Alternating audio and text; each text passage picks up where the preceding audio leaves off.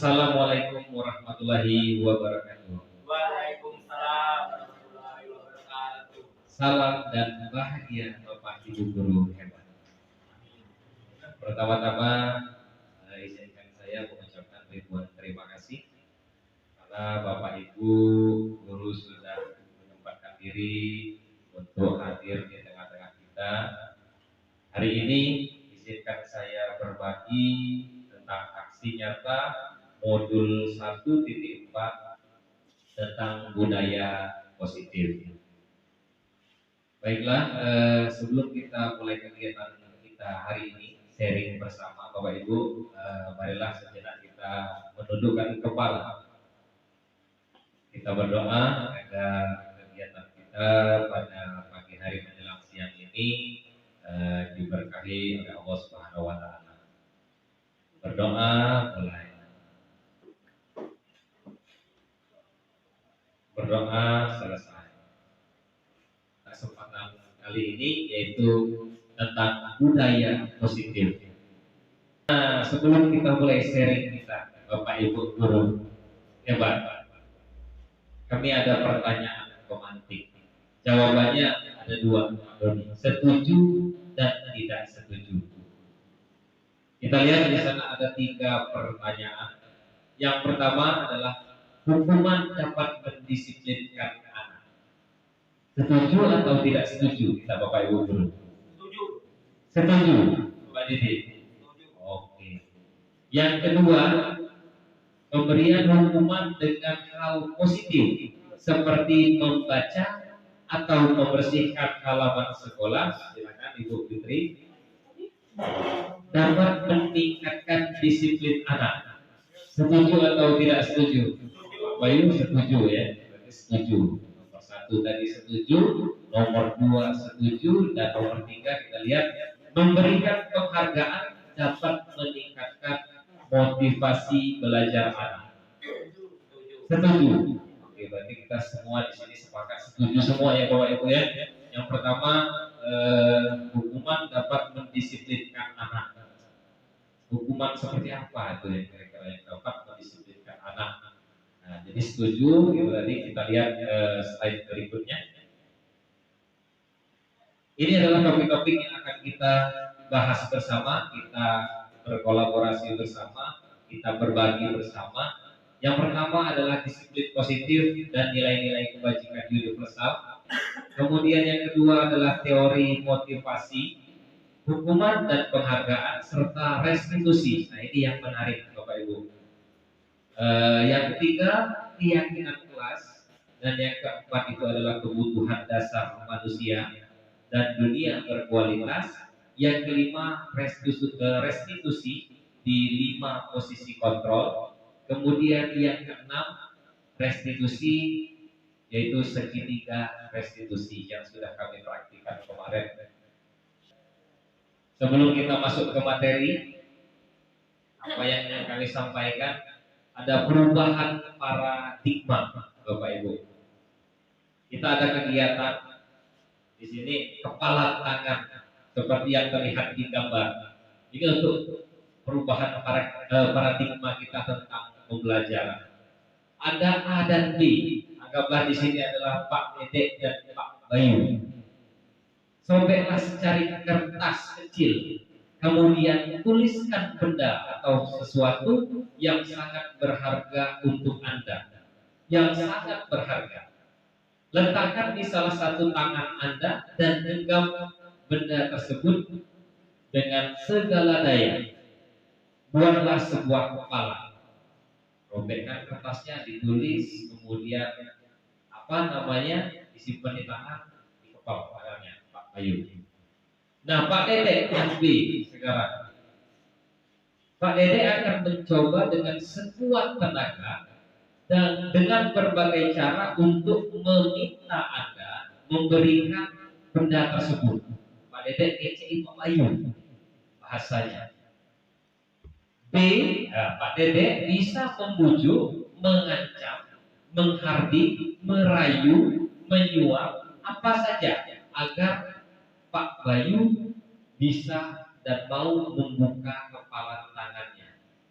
berhasil atau tidak. Karena yang dipegang Pak Bayu adalah barang berharga yang sangat berharga miliknya. Jadi yang berharga milik Pak Bayu. Jadi dia yang tahu. Bisa kira-kira Pak Bayu, Pak Dede ke depan sini kita, ya kita sambil belajar.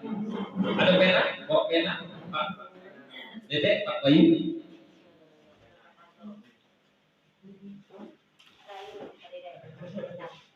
Iya, Pak Dede, Pak Bayu. Pak Bayu sekarang tuliskan satu benda yang menurut Pak Bayu apa saja yang berharga bagi Pak Bayu, yang tidak bisa, yang tidak boleh orang lain memilikinya.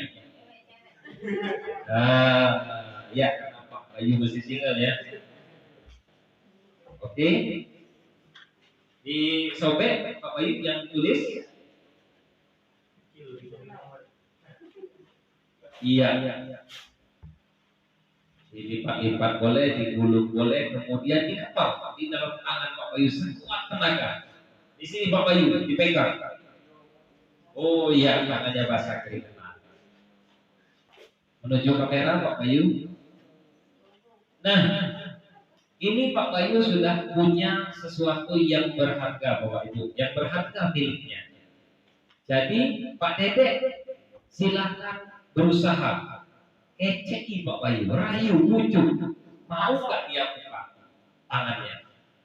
Ambilkan Mas ya, silakan. Yuk, adik kita makan. Satu minta. Nah, nggak boleh. Apalagi selain itu, yang merayu tadi sudah merayuan gagal, mengancam, membujuk, menyuap. Biasanya menyuap sudah, jadi ya termasuk ya. Maka tidak kalah Pak Bayu. Kenapa? Karena benda yang dia pegang adalah berharga untuk dirinya. Ya, ya terima kasih Pak Bayu dan Pak Dede. Kita berikan tepuk tangan untuk Pak Bayu dan Pak Dede. Nah, yang terjadi tadi dibuka atau tidak?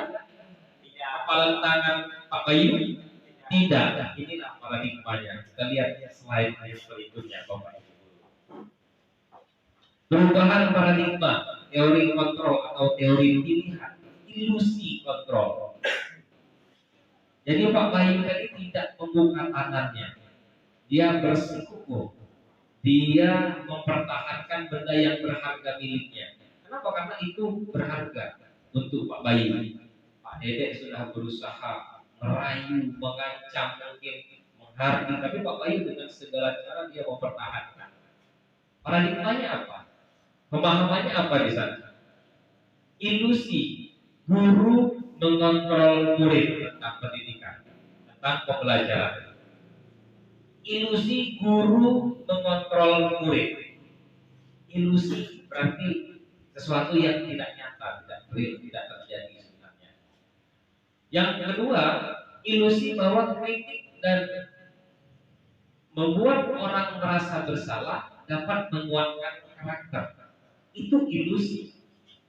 Kemudian yang ketiga, ilusi bahwa semua perbuatan positif efektif dan bermanfaat. Yang selanjutnya, ilusi bahwa orang dewasa memiliki hak untuk memaksa. Nah, jadi paradigmanya Bapak Ibu guru sama seperti saya ketika mengikuti program pendidikan guru penggerak ini, banyak hal-hal baru yang saya dapatkan. Nah, yang selama ini kita selalu berilusi mungkin. Saya sebelumnya juga berpendapat seperti itu, bahwa kita sebagai guru bisa mengontrol murid, kita sebagai guru bisa menjadikan murid seperti apa yang kita inginkan. Tetapi ternyata pandangan saya adalah salah. Semua itu hanya ilusi. Seperti yang sudah diperagakan oleh Pak Bayu dan Pak Dede tadi. Pak Dede sudah merayu, sudah ini, tapi Pak Bayu tetap nggak mau dia bersihkan. Sama dengan murid kita, Bapak Ibu guru. Mereka memiliki kodrat mereka masing-masing. Mereka memiliki karakter masing-masing. Jadi kita sebagai Bapak Ibu guru apa namanya, tidak bisa menjadikan anak didik kita seperti apa yang kita inginkan, karena mereka sudah mempunyai kodrat alam dan kodrat zaman mereka masing-masing. Kita lihat slide selanjutnya, Bapak Ibu Guru. Nah, ini. Jadi perubahan paradigma, stimulus respon atau teori kontrol atau teori pilihan. Siapa sesungguhnya yang memiliki kontrol? Kalau dilihat dari permainan tadi, Bapak Ibu, siapa yang kira-kira memiliki kontrol? Antara Pak Bayu dan Pak Dedek tadi. Bayu, kata Pak Didi. Betul sekali. Bayu sebagai, itulah contoh sebagai murid. Jadi yang memiliki kontrol pada diri mereka adalah murid itu sendiri, bukan kita sebagai seorang guru. Kita seorang guru hanya bisa menuntut anak tersebut untuk mencapai kodrat mereka masing-masing. Kita lihat di sini ada stimulus responnya, kemudian ada teori kontrol atau pilihannya. Kita mencoba mengubah orang agar berpandangan sama dengan kita. Teori kontrolnya, kita berusaha memahami pandangan orang lain tentang dunia. Pak Didi punya persepsi yang berbeda tentang SMP Negeri 2 Lubayu, mungkin pandangannya. Kemudian Bu Ati juga seperti itu, mempunyai pandangan yang berbeda tentang saya. Pak Doni juga seperti itu, mungkin mempunyai pandangan yang berbeda. Kita tidak bisa memaksa orang untuk memaksakan kehendak agar berpikiran kemudian berpendapat sama dengan kita. Kemudian yang kedua, perilaku buruk dilihat sebagai suatu kesalahan, itu stimulus responnya. Semua perilaku memiliki tujuan. Jadi kita tidak bisa melihat seseorang dari suatu kesalahannya. Ketika belajar ini, apalagi nanti kita akan bahas restitusi, Bu, Bapak Ibu Guru. Ketika kita belajar ini, ketika saya belajar ini, satu hal yang saya ingat. Saya ingat siswa kita yang bernama Wisnu. Nah, Ibu Dewi langsung tersenyum, Pak Doni langsung tersenyum. Inilah yang menarik. Orang lain, selanjutnya, orang lain bisa mengontrol kita. Hanya Anda yang bisa mengontrol diri Anda. Ini paradigmanya. Jadi yang bisa mengatur diri kita adalah kita sendiri, bukan orang lain. Kemudian saya bisa mengontrol orang lain. Anda tidak bisa mengontrol orang lain. Pemaksaan ada pada saat bujukan gagal. Kolaborasi dan konsensus menciptakan pilihan-pilihan baru. Jadi kita tidak bisa melaksanakan segala sesuatu dalam pembelajaran sendiri. Kolaborasi menjadi kunci keberhasilan, yaitu kita bersama-sama dengan Bapak Ibu Guru yang ada di sekolah kita untuk menciptakan perubahan pembelajaran menuju ke arah yang lebih positif. Model berpikir menang kalah, model berpikir menang. Jadi tidak ada tidak ada yang kalah, tidak ada yang menang, tidak ada yang kalah. Tapi di sini adalah win-win solution, menang semua. Seperti itu. Itulah perubahan paradigma. Jadi di sini yang punya kendali terhadap murid adalah murid itu sendiri, bukan kita sebagai guru. Kalau dulu kita berpikir, ini murid kita, jadi kita yang harus bisa menjadikan mereka menjadi seperti apa. Rupanya sama kita, tidak bisa. Mereka yang punya kendali atas diri mereka sendiri. Kita lanjut Bapak Ibu. Ini disiplin positif. Disiplin positif menurut teori kontrol atau teori pilihan dari Dr. William Glaser ada 4. Yang pertama di sana adalah Anda tidak bisa mengontrol orang lain. Anda hanya bisa mengontrol diri Anda. Kemudian semua perilaku memiliki tujuan.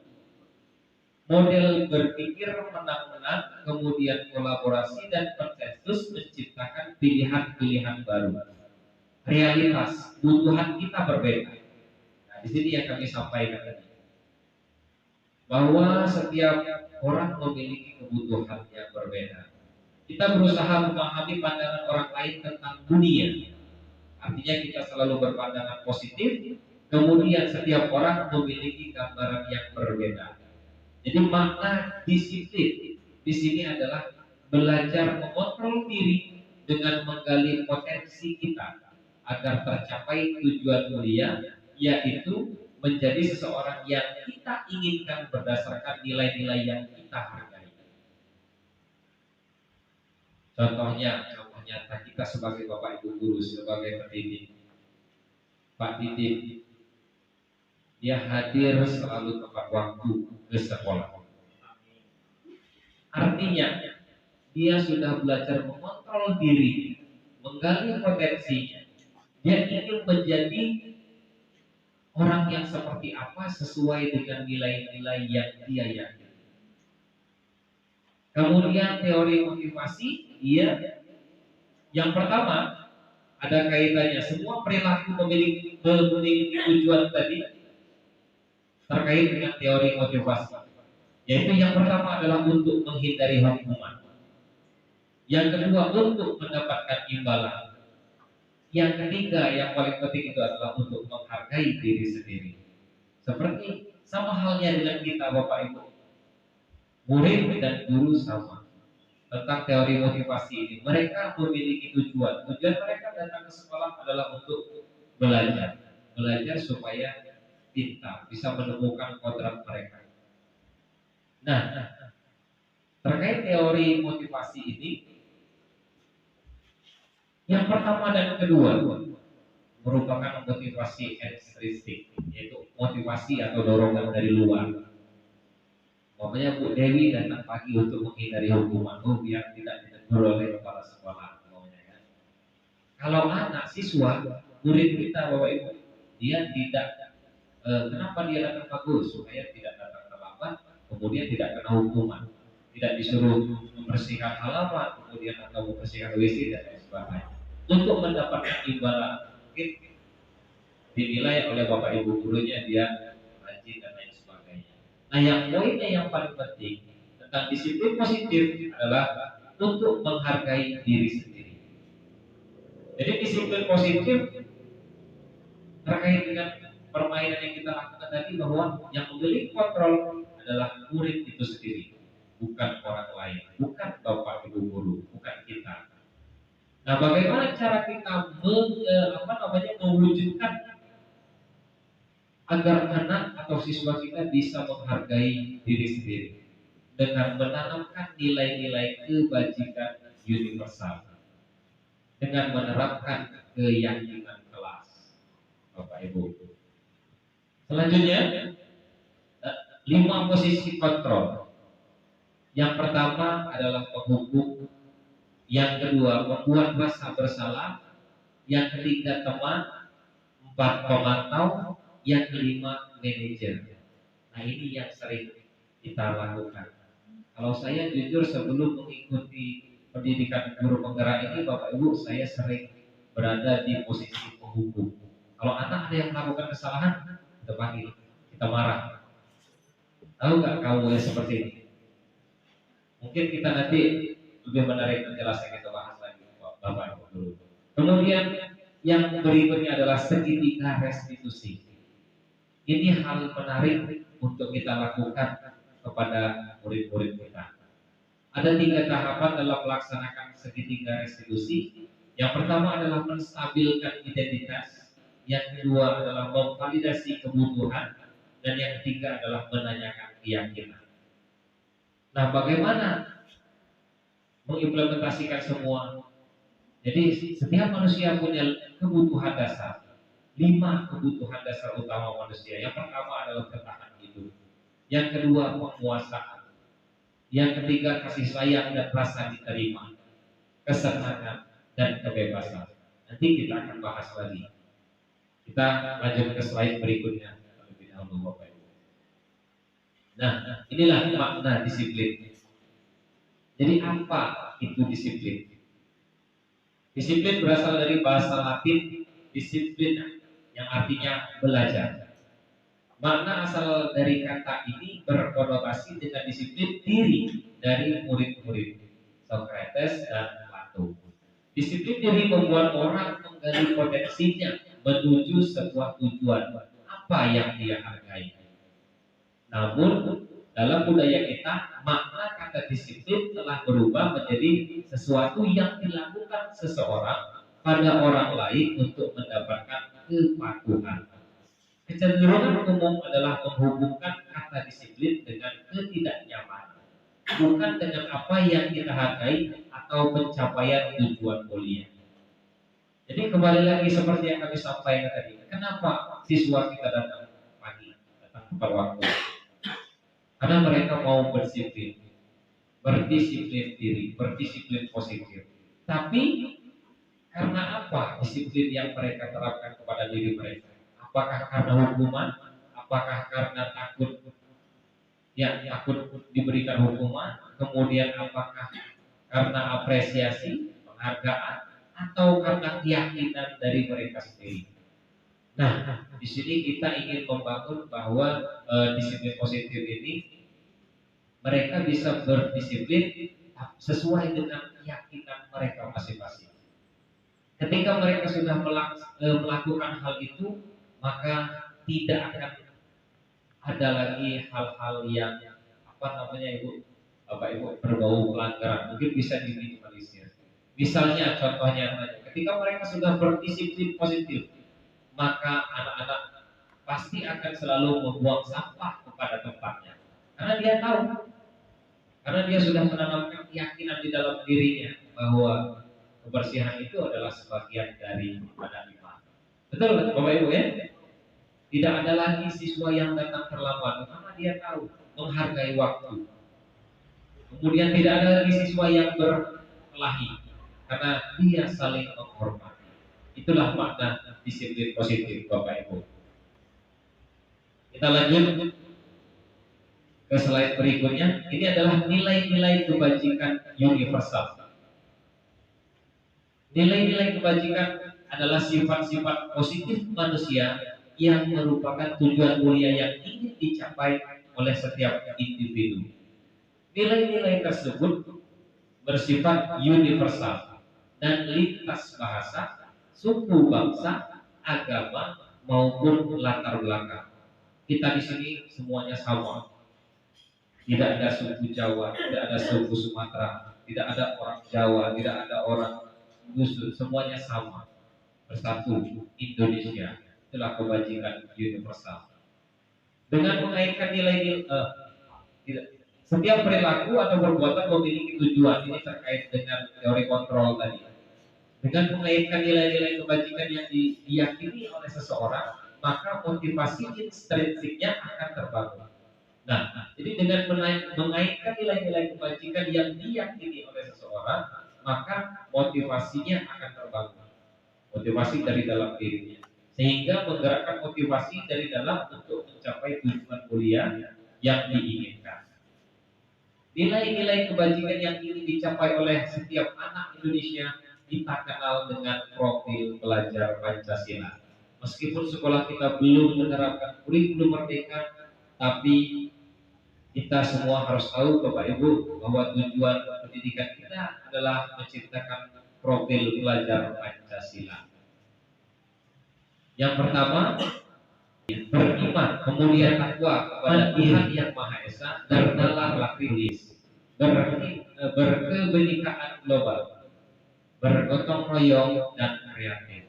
Inilah tujuan dari profil pelajar Pancasila. Kita ingin mewujudkan anak-anak kita yang mandiri, bernalar kritis, berkebenekaan global, dan bergotong royong serta kreatif, Bapak Ibu Guru. Kita lanjut. Yang kedua, tentang teori motivasi, hukuman, penghargaan, dan restitusi. Teori motivasi perilaku manusia seperti yang kita jelaskan tadi, Bapak Ibu. Untuk menghindari ketidaknyamanan atau hukuman, apa yang akan terjadi bila saya tidak melakukannya? Motivasi dari luar. Untuk mendapatkan imbalan atau dari orang lain, atau institusi, apa yang akan saya dapatkan apabila saya melakukannya? Motivasi eksternal. Untuk menghargai diri sendiri, saya akan menjadi orang yang seperti apa bila saya melakukannya. Ini motivasi eksternal. Tujuan dari disiplin positif tadi Bapak Ibu. Jadi kita ingin mewujudkan anak-anak yang menyadari keyakinan dari dalam dirinya sendiri, dia mau menjadi seperti apa agar mereka bisa berdisiplin, membangun budaya disiplin positif. Kita lanjut. Nah, tahu Bapak Ibu guru gambar siapa ini?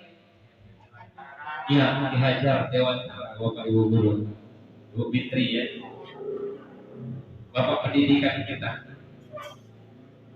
Kurikulum Merdeka yang sekarang sedang berlaku, Bapak Ibu guru, tujuannya sangat bagus, sangat baik. Mengutip sedikit kutipan menurut filosofi Ki Hajar Dewantara tentang pendidikan. Merdeka, menurut Ki Hajar Dewantara, merdeka itu artinya tidak hanya terlepas dari perintah, akan tetapi juga cakap untuk memerintah dirinya sendiri. Artinya selain diperintah, kita juga harus bisa memerintah diri kita sendiri, harus tergerak sendiri. Ini dalam buku Ki Hajar Dewantara tentang pemikiran, konsepsi, keteladanan, sikap merdeka, cetakan kelima tahun 2013 halaman 469. Itu bukunya Bapak Ibu. Nah, menyinggung Ki Hajar Dewantara, kata beliau, pendidikan itu bersifat menuntun. Kita sebagai Bapak Ibu guru di sekolah diibaratkan sebagai petani, Bapak Ibu guru. Murid-murid kita adalah benih-benih persemaian tanaman kita. Jadi kita sebagai petani, bagaimana caranya kita untuk membuat tanaman kita tadi subur, murid-murid kita menjadi berhasil, menuntun segala kodrat mereka. Bagaimana cara kita memperlakukan mereka sebagai murid-murid kita. Kita lanjutkan, Bapak Ibu. Dihukum oleh penghargaan. Maknanya bahwa penghargaan berlaku sama dengan hukuman. Di sini kemarin Pak Doni ya yang dapat penghargaan guru terfavorit. Ya. Penghargaan berlaku sama dengan hukuman, dalam arti meminta atau membujuk seseorang melakukan sesuatu untuk memenuhi suatu tujuan tertentu dari orang yang meminta atau membujuk, seperti yang dilakukan Pak Dedek tadi. Rupanya tak berhasil Bapak Ibu bujukannya. Dorongan eksternal dan akan ada faktor ketergantungan. Beberapa dampak dari pemberian penghargaan. Yang pertama adalah pengaruh jangka pendek dan jangka panjang. Penghargaan menghukum. Penghargaan mengurangi ketepatan. Penghargaan tidak efektif. Penghargaan merusak hubungan. Ada kalanya Bapak Ibu, maksudnya di sini adalah bahwa ketika kita tidak bisa menyikapi suatu penghargaan dengan positif, maka berlakulah pernyataan ini bahwa penghargaan sama dengan hukuman. Ketika seseorang dinyatakan sebagai apa yang kami contohkan tadi, dia guru berprestasi, maka dia akan apa ya? Kalau kami lihat, dia akan merasa penghargaan yang menghukum, maka dia akan terbebani, terbebani dengan apa yang melekat pada dirinya. Kita lanjut. Dihukum oleh penghargaan. Penghargaan menurunkan kualitas. Penghargaan mematikan kreativitas. Penghargaan mengurangi motivasi intrinsik. Pokoknya di kelas kita Bapak Ibu guru ada siswa yang sedang menggambar. Sini Pak Didin yang pintar gambar. Kita lihat ada siswa kita gambarnya dia sedang menggambar pemandangan. wah bagus benar gambaran kamu bagus, terbaik. Rupanya anak yang di belakang tadi sedang menggambar juga. Gambarnya lebih bagus daripada anak yang di depan yang kita puji tadi, kita apresiasi. Maka inilah yang dinamakan penghargaan akan menurunkan kualitas tadi. Bahwa ada yang lebih baik tapi tidak terpantau. Seperti itu. Kita lanjutkan. Kita bukan tidak boleh memberikan apresiasi atau kebajikan. Penghargaan boleh kita lakukan. Tetapi hal yang perlu diingat dalam memberikan penghargaan itu, yang pertama adalah memberi pengakuan secara khusus. Kemudian memberi pengakuan secara pribadi.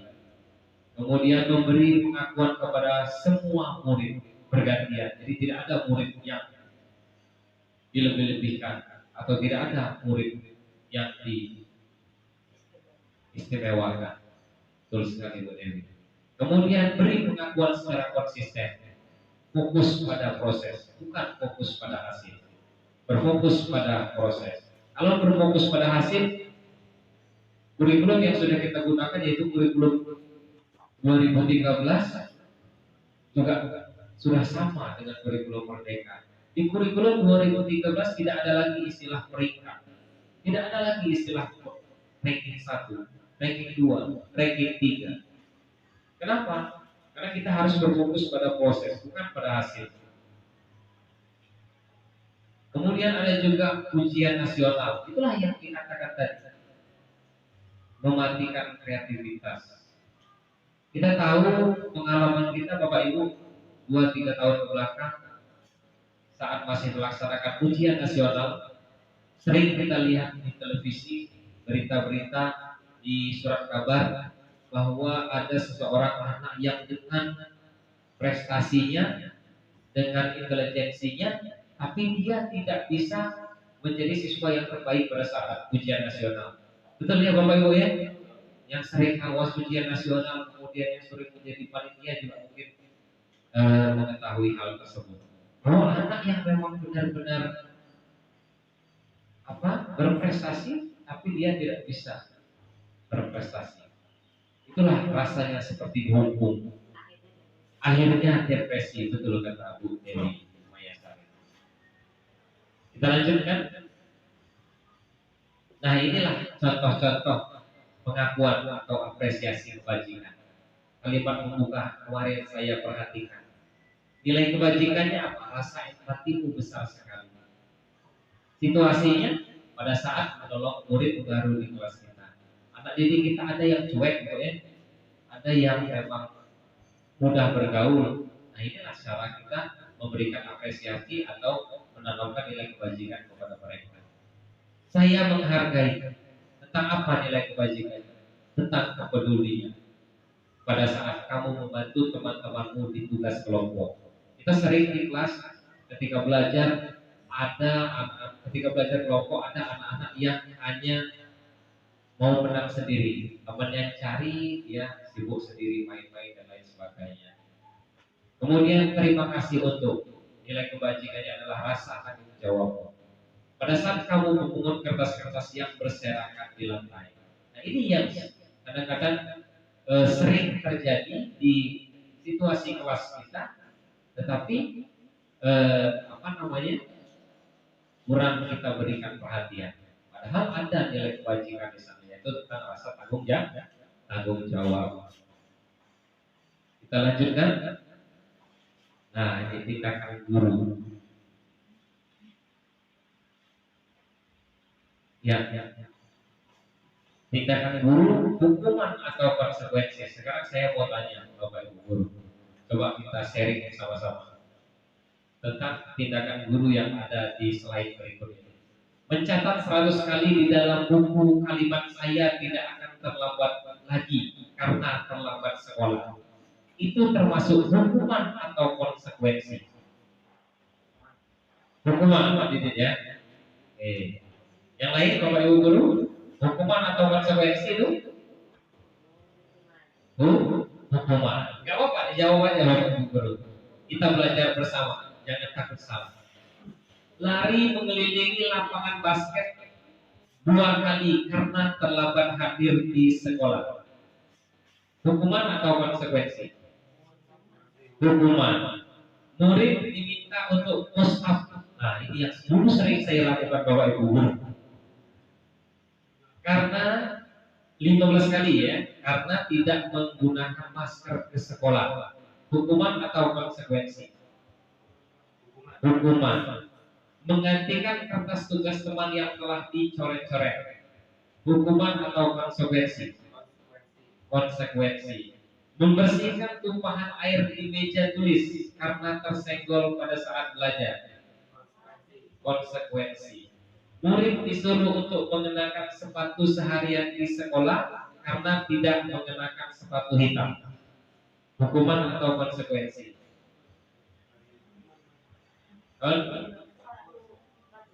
Lari mengelilingi lapangan basket 2 kali karena terlambat 10 menit untuk pelajaran PJOK. Hukuman atau konsekuensi? Kenapa Pak Didit? Saya boleh minta pendapatnya. Tadi Pak Didit jawab tadi yang mana tadi?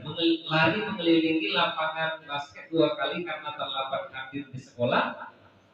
Itu termasuk ke hukuman. Kemudian yang bawah, lari mengelilingi lapangan basket 2 kali karena terlambat 10 menit untuk pelajaran PJOK. Boleh minta pendapatnya Pak Didi? Assalamualaikum warahmatullahi wabarakatuh. Waalaikumsalam. Saya akan sedikit menerangkan tentang yang perbedaan antara lari mengelilingi lapangan basket 2 kali karena terlambat hadir di sekolah sama dengan lari mengelilingi lapangan basket 2 kali karena terlambat 10 menit untuk pelajaran PJOK. Nah, untuk lari lapangan yang pertama, untuk lari lapangan basket 2 kali karena terlambat hadir di sekolah, karena dia tidak secara khusus di pembelajaran olahraga. Karena tidak secara khusus untuk pembelajaran olahraga, karena itu posisinya dia jamak banyak mata pelajaran yang bisa selain olahraga, tapi tidak bisa melakukan hukuman itu. Ya, karena tidak ada di pelajaran yang lain untuk lari. Terus kedua, yang lari mengelilingi lapangan basket 2 kali karena lari itu salah satu pelajaran dari olahraga, jadi itu termasuk untuk pelajaran PJOK. Nah, itu saja jawaban saya. Terima kasih. Iya, terima kasih Pak Didit. Ya, terima kasih Pak Didit atas tanggapannya. Ya, kita lihat slide selanjutnya Bapak Ibu guru. Nah, jadi ini yang sudah kita jawab bersama tadi Bapak Ibu guru. Mencatat 100 kali di dalam buku kalimat saya tidak akan terlambat lagi karena terlambat ke sekolah. Itu termasuk ke hukuman. Kemudian lari mengelilingi lapangan basket 2 kali karena terlambat hadir di sekolah. Hukuman. Kemudian murid diminta untuk push up 15 kali karena tidak menggunakan masker ke sekolah. Hukuman. Menggantikan kertas tugas teman, konsekuensi. Yang selanjutnya, membersihkan tumpahan, konsekuensi. Kemudian murid disuruh untuk mengenakan sepatu seharian di sekolah karena tidak mengenakan sepatu hitam. Itu termasuk hukuman. Kemudian lari mengelilingi lapangan basket 2 kali karena terlambat 10 menit untuk pelajaran PJOK adalah konsekuensi. Benar seperti yang disampaikan Pak Didi tadi, bahwa yang pertama, kenapa dia termasuk ke dalam hukuman? Karena tidak ada kaitannya di sana. Kemudian yang terakhir, lari mengelilingi lapangan basket 2 kali itu merupakan konsekuensi dalam pelajaran PJOK. Karena lari dalam pelajaran PJOK itu termasuk materi, termasuk ke dalam satu pemanasan. Nah, sekali. Kita lanjutkan Bapak Ibu guru. Perbedaan hukuman dan konsekuensi. Ini untuk menerapkan budaya positif tadi kaitannya Bapak Ibu. Perbedaan hukuman dan konsekuensi. Hukuman sesuatu yang menyakitkan harus terjadi. Ya, menyakitkan kok Bapak Ibu ya. datang terlambat kemudian disuruh apa tadi, lari keliling lapangan. Kita tidak tahu, mungkin anak-anak itu datang terlambat ada alasannya. Konsekuensinya sesuatu harus terjadi. Membuat anak sakit fisik maupun hati untuk jangka waktu yang lama itu hukuman. Konsekuensi membuat anak merasa tidak nyaman dalam jangka waktu pendek.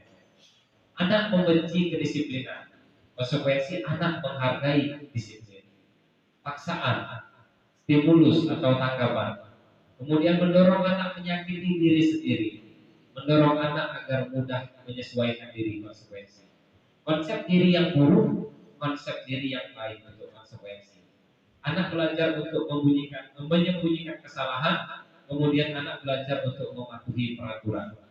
Marah, rasa bersalah, dipermalukan, merasa tak dihargai. Kehilangan hak, dibuat tidak nyaman, diasingkan untuk sementara. Nah, inilah hukuman dan konsekuensi. Tapi rupanya ada hal yang lebih tepat bisa kita lakukan untuk menerapkan budaya positif ini, Bapak Ibu Guru. Itu dengan restitusi. Kita simak selain berikut. Nah, ini Bapak Ibu Guru terkait dengan hukuman dan apa tadi namanya konsekuensi. Jadi restitusi. Kami juga tertarik ketika belajar di modul 1.4 di pendidikan guru penggerak Bapak Ibu Guru. Restitusi adalah proses menciptakan kondisi bagi murid untuk memperbaiki kesalahan mereka, sehingga mereka bisa kembali pada kelompok mereka dengan karakter yang lebih kuat. Restitusi juga merupakan proses kolaboratif yang mengajarkan murid untuk mencari solusi untuk permasalahan mereka dan membantu murid berpikir tentang orang seperti apa yang mereka ingin menjadi, tujuannya tadi. Kemudian bagaimana mereka harus memperlakukan orang lain. Jadi restitusi sangat berbeda dengan hukuman. Restitusi menciptakan kondisi bagi murid untuk memperbaiki kesalahan mereka. Saya teringat ketika belajar restitusi ini, kami ingatkan siswa kita, murid kita yang bernama Wisnu. Kemudian banyak siswa kita yang lain, Bapak Ibu. Pada saat itu saya teringat dengan Ibu Dewi Mayasari ketika Wisnu sedang berulang. Bu Dewi Mayasari sekarang tidak disadari dia sudah melaksanakan restitusi. Bahwa anak ini melakukan hal seperti itu pasti ada alasannya. Apa alasannya? Nah, inilah hal yang menarik dari restitusi, Bapak Ibu. Kemudian ada juga ketika anak-anak melanggar peraturan, merokok. Apa yang sering kita lakukan? Kalau zaman kita dulu, Bapak Ibu Guru ya, ketika terdapat anak yang ketahuan merokok, dikelilingkan kelas, disuruh merokok semua, ya, rupanya itu perbuatan yang tidak baik bagi murid, ya, karena apa tadi Bapak Ibu Guru? Iya, hukuman.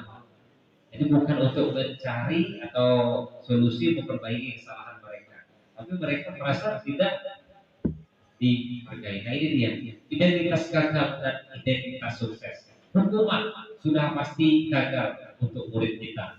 Kemudian konsekuensi dan restitusi bisa untuk menanamkan disiplin tadi. Yang pertama, sesuatu yang menyakitkan harus terjadi hukuman. Kalau konsekuensi sesuatu harus terjadi. Restitusi bisa menjadi pilihan.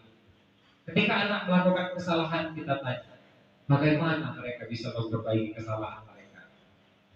Bagaimana mereka bisa bertanggung jawab? Kemudian tidak nyaman untuk murid atau anak untuk jangka waktu panjang. Tidak nyaman kalau restitusi dia menguatkan untuk murid anak dalam jangka waktu panjang. Kemudian korban bisa diabaikan, korban mendapatkan ganti. Dalam artian bukan diganti kerugian ya. Kemudian penguatan hanya bertahan dalam jangka waktu pendek, masalah terpecahkan kalau melalui restitusi. Kemudian murid belajar bertanggung jawab untuk perilakunya, fokus pada pemecahan masalah dalam jangka waktu panjang. Kemudian apa yang kamu yakinkan? Apa yang kamu yakini?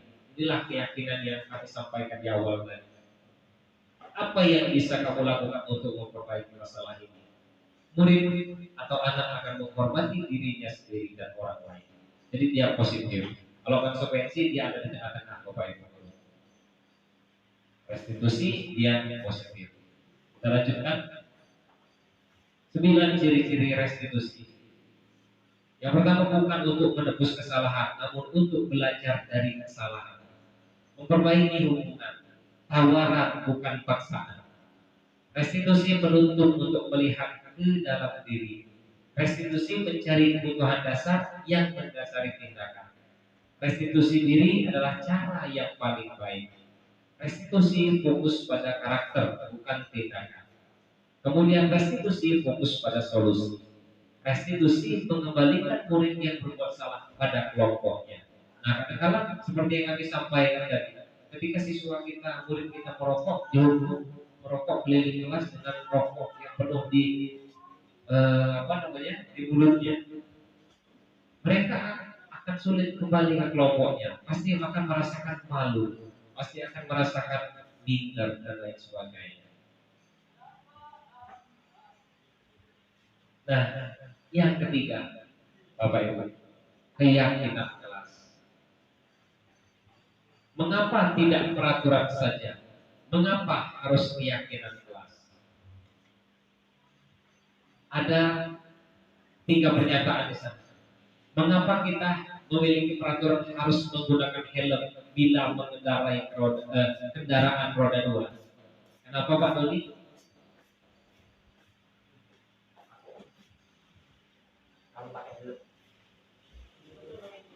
Untuk melindungi kepala, artinya untuk keselamatan ya Bu Dewi. Kemudian mengapa kita memiliki peraturan 3M? Menggunakan masker, mencuci tangan, dan menjaga jarak 1,5 meter untuk kesehatan kita. Mengapa kita memiliki peraturan harus datang tepat waktu pada saat mengikuti pelatihan? Untuk berdisiplin diri Bapak Ibu. Keyakinan yaitu nilai-nilai kebajikan universal yang disepakati secara tersirat dan tersurat, lepas dari latar belakang suku, negara, bahasa maupun agama. Itulah keyakinan. Untuk mendukung motivasi intrinsik, kembali ke nilai-nilai keyakinan lebih menggerakkan seseorang dibandingkan mengikuti serangkaian peraturan-peraturan Bapak Ibu. Nah, ini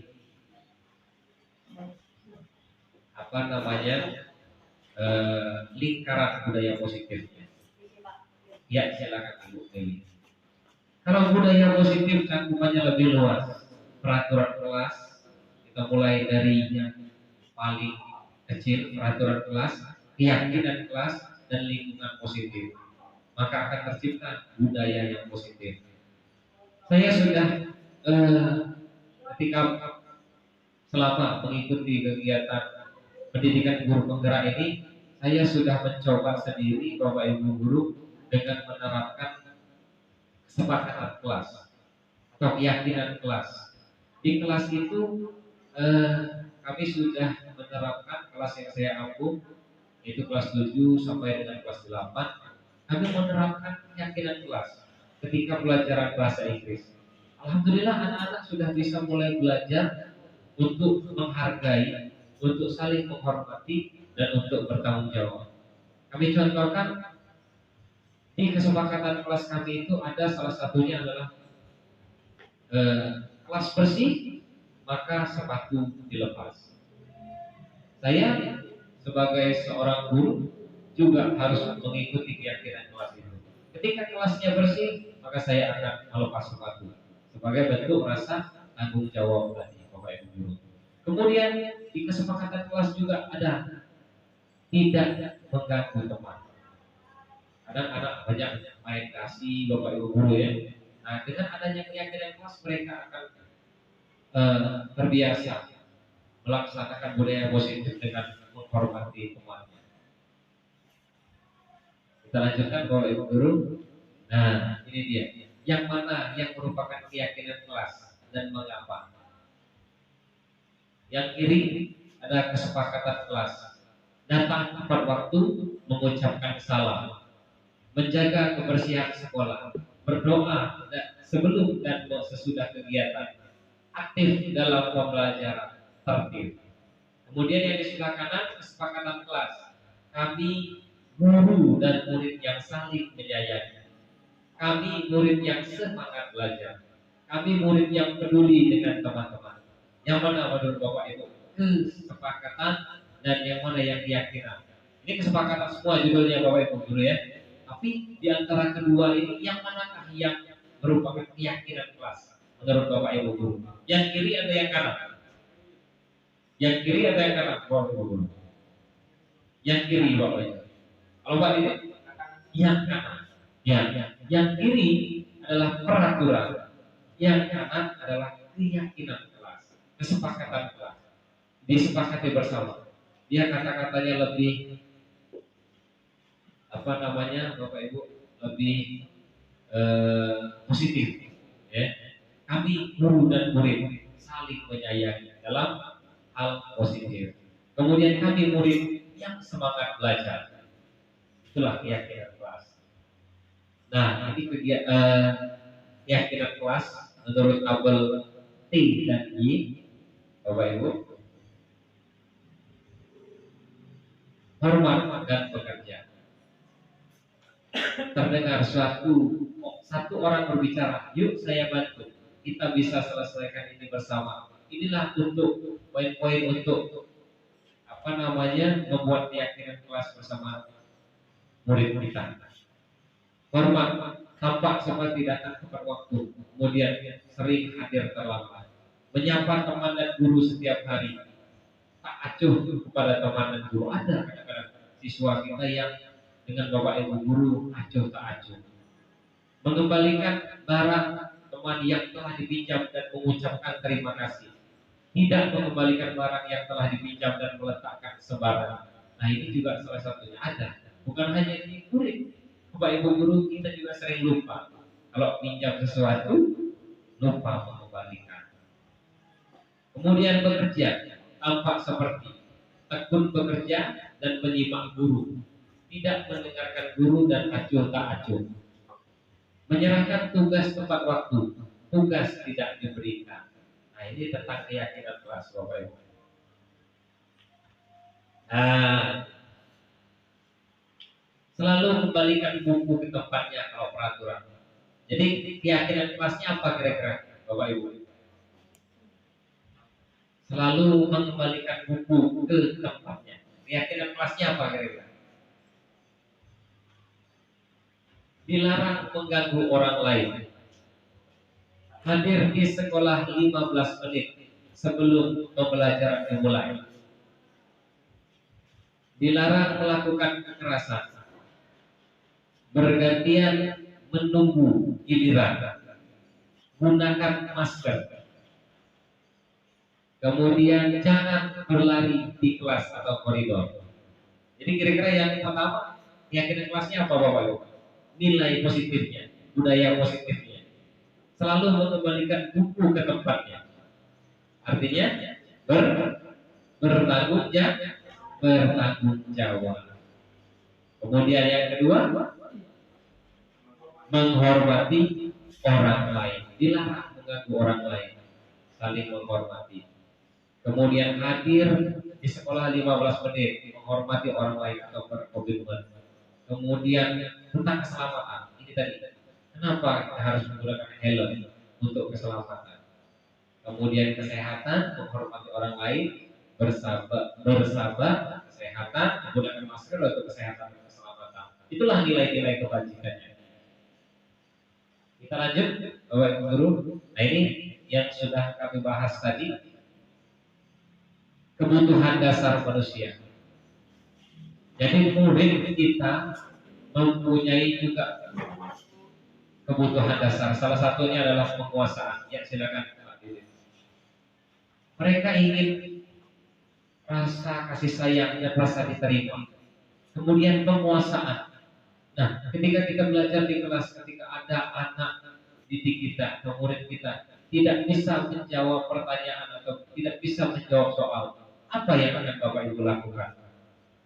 Apakah Bapak Ibu guru akan memarahinya? Apakah Bapak Ibu guru akan memberinya apresiasi atau penguatan? Kira-kira apa yang akan Bapak Ibu lakukan? Bu Dewi mungkin punya tanggapan? Bertanya. Bertanya tentang apa Bapak Bu Dewi? Ini maksudnya kok belum bisa jawab itu bagaimana yang belum jelas. Iya, artinya kita mengakui ya kebutuhan dasar dia tentang penguasaan. Kita tanya dulu kenapa dia belum bisa menjawab soal. Kalau kita sudah tahu alasannya kenapa, maka kita berikan penguatan. Kemudian kesenangan, dan yang berikutnya adalah kebebasan. Selanjutnya, Bapak Ibu guru, ini teori kontrol. 5 posisi kontrol kita sebagai guru. Nah, seperti yang kami sampaikan tadi, kalau kami sebelum mengikuti PGP ini seringkali berada di posisi penghukum dan membuat orang merasa bersalah. Jadi 5 posisi kontrol ini, yang pertama adalah penghukum kita sebagai guru, kemudian membuat orang merasa bersalah, kemudian sebagai teman, kemudian sebagai pemantau, dan yang terakhir yang paling tinggi adalah sebagai manajer. Kami yakin Bapak Ibu guru yang ada di SMP Negeri 2 Lumajang banyak yang memposisikan diri sebagai manajer. Ketika kita sebagai penghukum, maka kita menghardik, menunjuk-nunjuk, menyakiti, menyindir ketika anak melakukan kesalahan. Ketika kita posisinya sebagai membuat orang merasa bersalah, maka kita akan berceramah dan mengatakan seharusnya kamu seperti ini. Kemudian ibu kecewa, bapak kecewa. Kalau kita posisinya sebagai teman, kita membuatkan alasan-alasan untuk muridnya. Kalau posisi kita ada di sebagai pemantau, maka kita menghitung dan mengukur. Tapi posisi kita sebagai manajer, maka kita akan mengajukan pertanyaan-pertanyaan. Guru berkata di sana, kalau kamu tidak melakukannya, awas ya, rasakan. Inilah posisi kita sebagai penghukum. Tapi ketika kita memposisikan diri sebagai teman untuk murid-murid kita, maka kita akan bersama, ayolah lakukan demi ibu.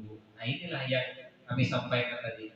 Ketika kami belajar ini, kami teringat dengan seorang Wisnu tadi, Bu Dewi. Ketika Wisnu melakukan kesalahan, Bu Dewi sudah memposisikan dirinya sebagai teman dan sebagai mantau. Ayo lakukan demi ibu, katanya. Jangan begitu. Kemudian masa kamu tidak mau? Ingat tidak ibu pernah bantu dan lain sebagainya. Inilah maksud dari posisi. Apalagi Pak Bayu juga seperti itu. Ketika ada murid yang tidak melaksanakan piket, ayo masa kamu tidak mau, kata Pak Bayu. Nah, tapi ketika kita memposisikan diri sebagai manajer, maka kita akan berkata apa yang kita yakini. Keyakinan kelas apa? Keyakinan sekolah apa yang kita yakini? Apa yang bisa kamu kerjakan untuk memperbaiki masalah ini? Itu tentang restitusi dari Bapak Ibu. Kita lanjut. Nah, ini saya kecewa sekali dengan kamu. Siapa yang mengatakan? Dari kelima tadi Bapak Ibu. Posisi 5 kontrol tadi. Yang pertama apa tadi? Menghukum, membuat rasa bersalah, teman, pemantau, dan manajer. Kira-kira pernyataan yang pertama aja yang mana? Teman Pak Bayu. Pak Dede, saya kecewa sekali dengan kamu. Posisi kita ada di mana, Pak? Teman. Oke, kita lanjut, Bapak Ibu. Yang kedua, kamu tidak pernah benar melakukan. Posisinya apakah penghukum, membuat rasa bersalah, kemudian teman, pemantau, atau manajer? Berarti apa? Tadi posisinya membuat penghukum Bu Dewi. Oke, kita lanjutkan. Ayolah lakukan demi ibu. Ayolah lakukan demi bapak. Sebagai apa tadi? Sebagai teman. Kemudian apa ya? Apa kamu mau mendapatkan stiker bintang hari ini? Kecewa aku kalau sampai kecewa aku sama kamu. Pasti kita merasa bersalah. Kenapa kok bisa kecewa? Kita akan bertanya-tanya. Kemudian kamu tidak pernah benar melakukannya. Jadi dia menghukum di sana. Kamu tidak pernah benar. Salah tulah. Kemudian, ayolah lakukan demi ibu bapak. Ayolah lakukan untuk ibu. Ya. Nah, jadi kita sebagai teman. Kemudian apa kamu mau mendapatkan stiker bintang hari ini? Pemantau. Kemudian bagaimana kamu bisa menyelesaikan masalah ini? Manajer yaitu memberikan pilihan. Kamu selalu yang paling terakhir penghukum. Sudah pasti dia tidak menghargai tadi. Kita lanjutkan. Nah, untuk menciptakan budaya positif maka kita sebagai bapak ibu guru bisa bergerak di antara peraturan dan nilai-nilai kebajikan. Kita bisa berada di posisi pemantau dan manajer bapak ibu guru. Memantau dengan konsekuensi atau hadiah, ada kalanya anak-anak itu harus kita apresiasi. Kemudian manajer, bagaimana cara mereka memperbaikinya. Kalau kamu tidak, saya akan memberikan hukuman atau membuat tidak nyaman. Tapi apa yang kamu yakini? Bagaimana memperbaiki masalah ini? Memperbaikinya kita berdua mendapatkan apa yang kita butuhkan. Jadi kita sebagai guru kalau bisa ada di posisi pemantau dan sebagai manajer. Ini yang terakhir Bapak Ibu guru, segitiga restitusi. Nah inilah segitiga restitusi. Tadi apa yang kami sampaikan restitusi tadi? Bapak Ibu guru, hal yang paling mungkin yang paling baik dilakukan untuk mewujudkan budaya positif tadi, restitusi. Kita lihat ini adalah segitiga restitusi. Dalam melaksanakan restitusi ada 3 tahapan. Yang pertama, menstabilkan identitas. Yang kedua, memvalidasi tindakan yang salah. Dan yang ketiga adalah menanyakan keyakinan. Nah, sebelum saya menjelaskan tentang segitiga restitusi, saya ingin mengajak Bapak Ibu guru menyaksikan sebuah video.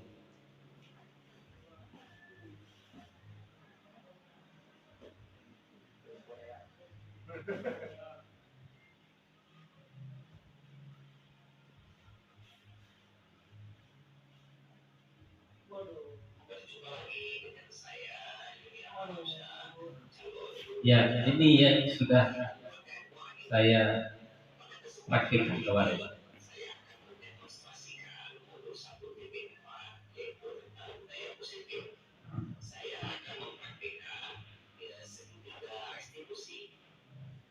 Seperti yang kita ketahui, restitusi adalah proses menciptakan kondisi bagi murid untuk memperbaiki kesalahan mereka, sehingga mereka bisa kembali ke kelompok mereka dengan karakter yang lebih kuat. Langkah-langkah dalam melaksanakan proses restitusi, yang pertama adalah menstabilkan identitas, yang kedua memvalidasi tindakan yang salah, dan yang ketiga menanyakan keyakinan.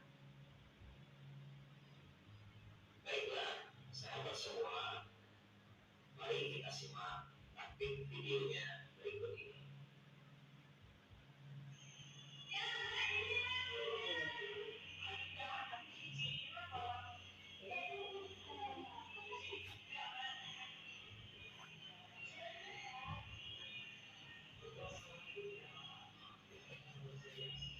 Ya, ini proses menstabilkan identitas Bapak Ibu guru.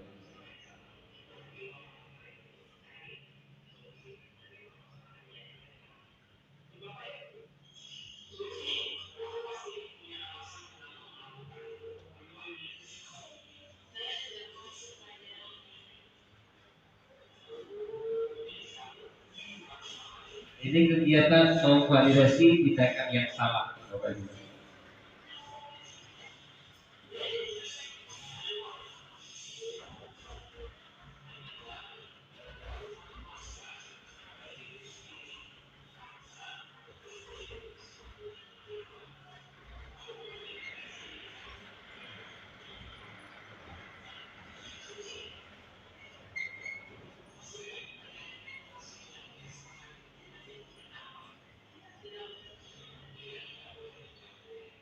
menanyakan keyakinan.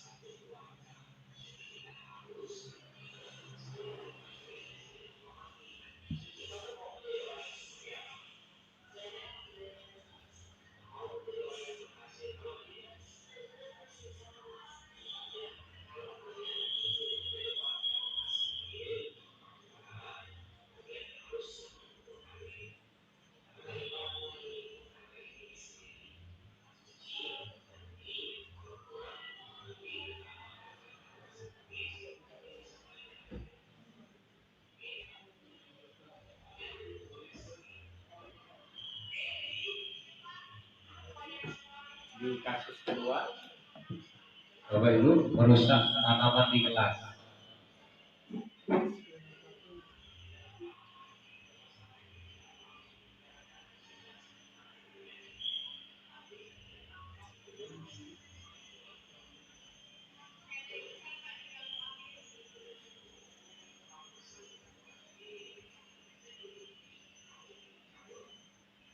Kita validasi dulu tindakan yang salah.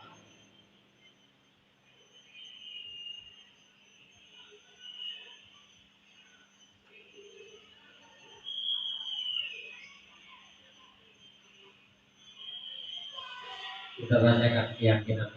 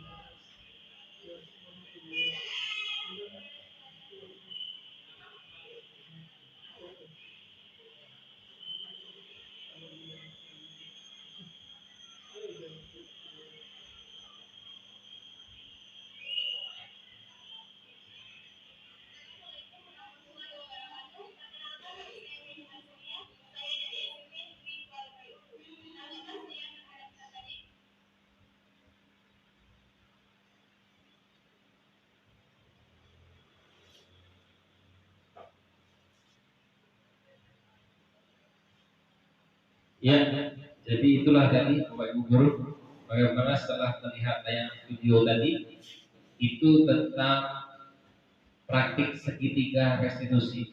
Mungkin itu yang bisa kita lakukan ketika kita mendapati siswa kita melakukan kesalahan atau siswa kita dalam sebuah masalah. Jadi hal yang pertama harus kita lakukan adalah kita harus menstabilkan identitas mereka. Kemudian kita bisa memberikan pernyataan seperti setiap orang pasti pernah melakukan kesalahan supaya nyaman. Kami ingat ini ketika Pak Didit lagi-lagi dengan Wisnu ini, ya, bawa tembakan ya Pak Didit ya. Nah, Pak Didit berhasil menstabilkan identitas seorang Wisnu yang sedang dalam amarah tinggi. Setiap orang pasti pernah melakukan kesalahan. Kamu bukan satu-satunya yang pernah melakukan ini. Kemudian selanjutnya kita validasi tindakan yang salahnya apa. Kamu tentu punya alasan mengapa melakukan hal tersebut. Kemudian adakah cara yang lebih efektif untuk mendapatkan apa yang kamu butuhkan? Ketika seseorang di sini kita validasi ketika seseorang melakukan sesuatu sesuai dengan teori kontrol tadi, kemudian lima kebutuhan dasar manusia tadi, teori motivasi, pasti dia ingin melakukan atau mendapatkan sesuatu sesuai dengan teori tadi. Nah, jadi kita harus dulu memvalidasi apa yang harus mereka, apa yang mereka inginkan, kenapa mereka melakukan hal seperti itu. Itu dulu yang harus kita validasi. Kemudian langkah yang terakhir adalah menanyakan keyakinan. Keyakinan ini Bapak Ibu guru mungkin kita bisa mulai dari diri kita sendiri untuk setiap kelas yang kita ampu, karena di SMP berbeda dengan SD. Kalau di SD itu satu kelas satu guru, yang ada hanya pelajaran PJOK, kemudian pendidikan agama, mungkin ada juga mulok ya Bapak Ibu guru. Tapi kalau kita di sekolah menengah pertama ini berbeda. Masing-masing guru dalam satu kelas itu mungkin bisa ada 10 atau 11 Bapak Ibu guru. Nah, jadi kita bisa membangun budaya positif ini dengan menerapkan keyakinan di kelas kita masing-masing Bapak Ibu guru. Kamu ingin menjadi orang yang seperti apa? Nilai-nilai apa yang telah kamu sepakati? Nah, setelah kami terapkan di kelas, memang meskipun masih dengan reward dan punishment, tetapi suasana kelas itu sudah mulai terasa berbeda. Anak-anak sudah mulai merasa nyaman ketika berada di kelas, Bapak Ibu guru. Kita lanjutkan sedikit lagi Bapak Ibu guru. Nah, ini yang sudah kami jabarkan di video tadi. Untuk membuat anak yang merasa gagal karena berbuat salah menjadi positif terhadap dirinya, maka kita bisa menstabilkan identitasnya. Guru berkata, berbuat salah itu adalah hal yang manusiawi. Tidak ada manusia yang sempurna. Bapak Ibu juga buat salah. Kita pasti bisa menyelesaikan permasalahan ini. Kemudian Bapak Ibu tidak tertarik untuk mencari siapa yang salah. Itu kan yang sering kita lakukan ketika anak-anak kita berkelahi. Tentunya kita tidak memihak ke salah satu dari mereka.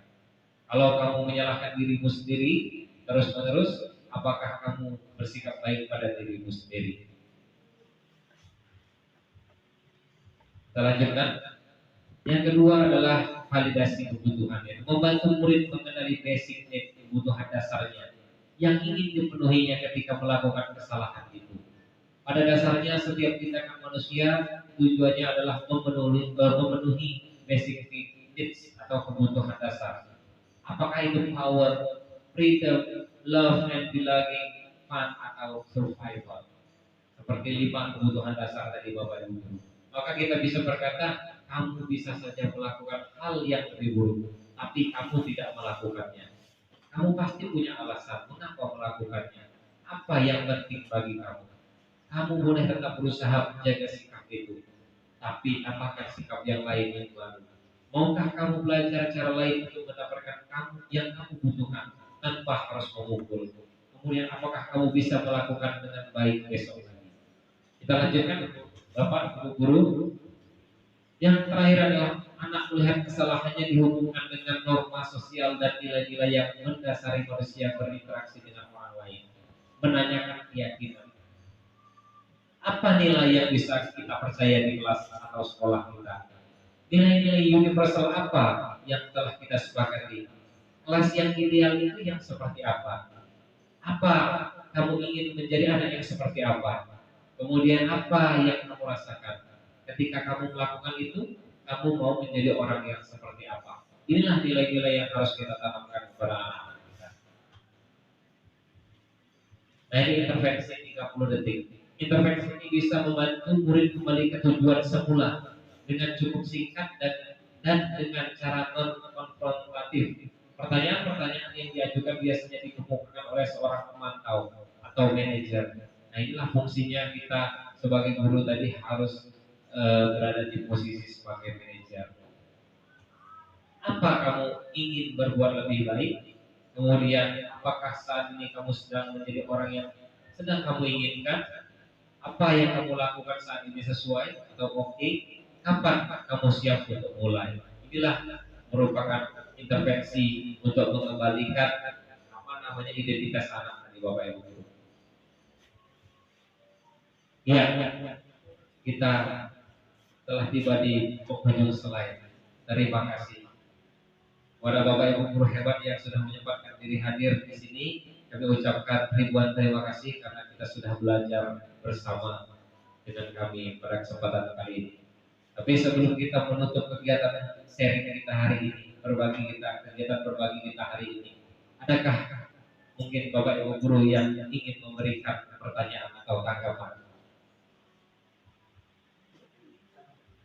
Silakan kalau ada. Ibu Dewi, ya, kami persilakan.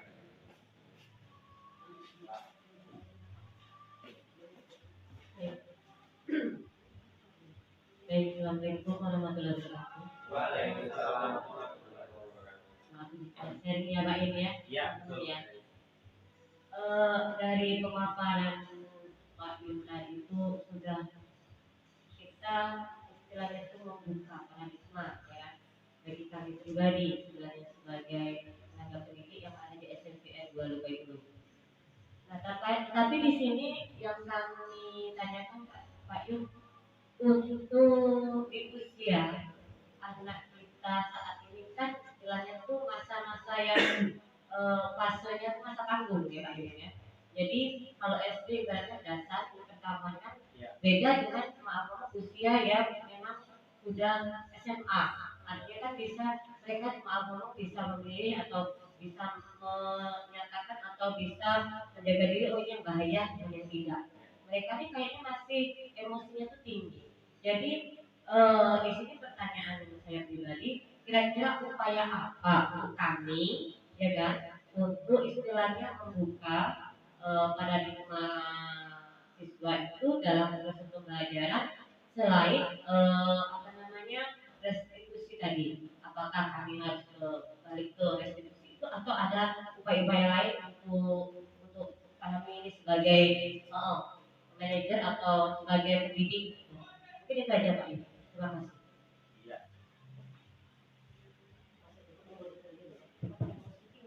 Ya, terima kasih Bu Dewi atas pertanyaannya. Pertanyaan yang sangat bagus sekali terkait dengan usia anak tadi, tentang bagaimana cara kita menyikapi seorang guru menyikapi usia anak yang saat ini mungkin kalau di sekolah menengah pertama sedang dalam masa transisi, sering emosi. Nah, mungkin ini yang sudah kami sampaikan tadi Bapak Ibu guru terkait restitusi. Kembali lagi kita ke teori kontrol tadi. Di teori kontrol tadi ada 5 Bapak Ibu guru ya. Yang pertama adalah menghukum, kemudian yang kedua adalah membuat rasa bersalah, yang ketiga ada teman, kemudian yang keempat ada pemantau, dan yang kelima adalah manajer. Nah, kita bisa berada di posisi teman, pemantau, dan manajer untuk membantu anak-anak kita yang sedang dalam masa transisi. Restitusi merupakan salah satu cara untuk mengembalikan mereka, untuk melatih mereka untuk membudayakan budaya positif tadi. Kita harus membangun keyakinan bersama mereka. Kemudian satu lagi yang paling penting sesuai dengan filosofi Ki Hajar Dewantara, Bu Dewi, bahwa pendidikan itu adalah bersifat menuntut segala kodrat yang ada pada anak, yaitu sesuai dengan kodrat alam dan kodrat zamannya. Jadi kita sebagai pendidik hanya bisa menuntut mereka. Umumnya anak Bu Dewi ada yang suka menggambar, kita tuntut dia untuk mencapai kodrat dia. Kita tuntut dia untuk menjadi seorang pelukis. Bagaimana caranya? Dengan memberikan kemerdekaan kepada dia untuk dalam belajar. Karena setiap anak memiliki kodrat yang berbeda-beda, memiliki kemampuan bakat yang berbeda-beda. Nah, disinilah poinnya. Pendidikan yang berhamba kepada anak sesuai dengan filosofi Ki Hajar Dewantara, bahwa anak yang satu berbeda dengan anak yang lain, kemudian anak yang lainnya berbeda dengan anak yang lainnya. Nah, jadi di sini kita harus bisa menciptakan proses pembelajaran yang menyenangkan bagi murid, yang berpihak bagi murid. Dengan apa? Bagaimana caranya? Dengan melihat dulu kebutuhan, 5 kebutuhan dasar apa yang mereka inginkan, apa yang mereka perlukan, seperti yang sudah kami sampaikan tadi. Dan satu lagi yang paling penting, guru sesuai dengan filosofi Ki Hajar Dewantara, guru itu adalah ingarso sik tulodo, kemudian ikmadia mangunkarso, dan tukmuri andayani. Ada yang tahu Bapak Ibu? Artinya? Tahu ya Bapak Ibu. Jadi kita, guru sebagai guru, kita harus di depan murid, kita harus memberikan contoh, menjadi teladan. Di antara mereka, kita harus bisa mengembangkan ide, membantu mereka untuk mencapai kodratnya. Dan di belakang kita bisa memberikan dorongan atau motivasi untuk mereka. Mungkin itu jawaban dari kami Bu Dewi Maisari. Terima kasih atas pertanyaannya. Atau ada tanggapan dari Bapak Ibu guru yang lain? Tidak ada? Kalau tidak ada, mungkin kami cukupkan saja kegiatan sharing kita hari ini. Sekali lagi kami sampaikan ucapan terima kasih banyak kepada Bapak Ibu guru yang sudah menyempatkan hadir dan berbagi bersama kami dalam kegiatan aksi nyata berbagi budaya positif di modul 1.4 kegiatan pendidikan guru penggerak kata 7 Kabupaten Muara Enim. Karena tadi sebelum mengawali kegiatan kita berdoa, maka untuk menutup kegiatan hari ini marilah kita bersama-sama berdoa bersama. Berdoa dimulai. Berdoa selesai. Kami akhiri. Wabillahi taufiq wal hidayah. Wassalamualaikum warahmatullahi wabarakatuh. Tepuk tangan untuk kita semua. Bapak guru hebat.